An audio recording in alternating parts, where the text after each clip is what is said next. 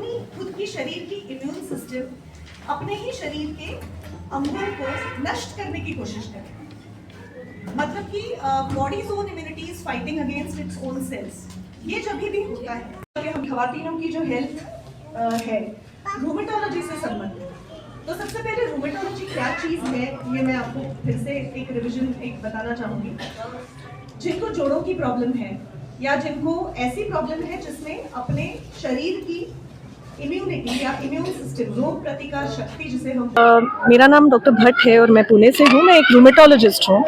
तो यहाँ पे मैं इसलिए आई हूँ कि जो अपने औरतों में, खवातीनों में जिस प्रकार की जोड़ों की दर्द की समस्याएं होती हैं, रूमेटोलॉजिकल इलनेसेस जिसे बोलते हैं, उसके बारे में अवेयरनेस बहुत कम है। लोगों को पता ही नहीं है कि रूमेटोलॉजी क्या होता है, हम किस किस्म के डॉक्टर हैं। और ये जो बीमारियां हैं ना, जोड़ों तक केवल सीमित नहीं होती हैं, ये सिस्टमिक भी हो सकती हैं, यानी कि पूरे शरीर को भी इन्वॉल्व कर सकती हैं। मतलब हार्ट हो गया, लंग हो गया, लिवर, किडनी, ब्रेन तक में जा सकती हैं और जानलेवा भी हो सकती हैं।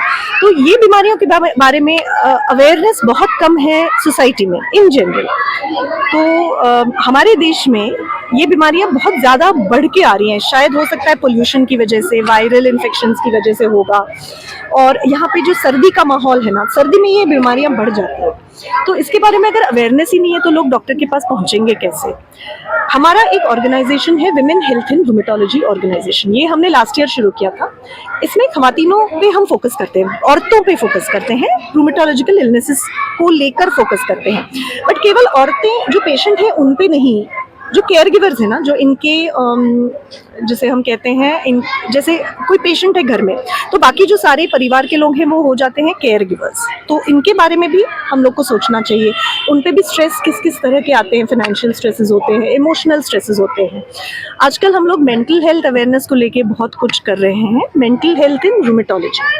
सो इस बारे में भी मैं थोड़ा सा how do you think about जो यहाँ पे आप ये अवेयरनेस प्रोग्राम्स कर रहे हैं, तो मतलब apart from this what measures should be taken by these patients? Yes.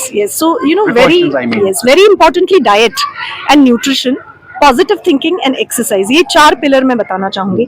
Diet मतलब जो डाइट रिच इन कैल्शियम हो, जैसे कि हम लोग दूध पीते हैं, पनीर खाते हैं, सोया हो गया, या ओमेगा 3 फैटी एसिड से रिच फिश हो गई, तो वो डाइट इम्पॉर्टेंट है। और औरतें क्या करती हैं ना, अपने को लास्ट रखती हैं, बाकी सब परिवार के लोग फर्स्ट हो गए और वो लास्ट हो गई। तो जो उनके हिस्से में जितना खाना आता है उतना ही खाती हैं। But they have to prioritise their health. उनका डाइट वो खुद प्रायोरिटाइज करें, न्यूट्रिशन प्रायोरिटाइज करें, पॉजिटिव थिंकिंग। अगर आप, अब ये बीमारियां ना लंबी चलने वाली बीमारियां हैं, तो अगर आप हिम्मत ही हार जाओ तो आप क्या ही उसको ट्रीट करोगे। तो खुद को थोड़ा सा अंदर से आपको स्ट्रांग बनाना है। जो केयर गिवर्स हैं उनको ये बात समझनी चाहिए कि ये बीमारियां असली हैं, ये बीमारियां सिर्फ माइंड से नहीं आती हैं। कि जोड़ों में दर्द हो रहा है ना, कई बार लोग समझते हैं कि ये तो माइंड से आ रही है, औरत काम से बचने के लिए कर रही है, बट ऐसा नहीं है। Yes, absolutely. I think all ladies really reacted wonderfully well to it, especially when I'm talking about keeping themselves last. I think that touched a chord, क्योंकि काफ़ी लोग ये एक्सपीरियंस करते हैं अपने घर पे। तो अपनी न्यूट्रिशन, अपने हेल्थ और अपनी जब मेंटालिटी को पॉजिटिव सोचेंगे, रखेंगे, एक्सरसाइज को प्रायोरिटी देंगे। अभी इतनी ठंड में एक्सरसाइज करना भी बहुत मुसीबत ही है एक तरह की, बट वो करना ज़रूरी है।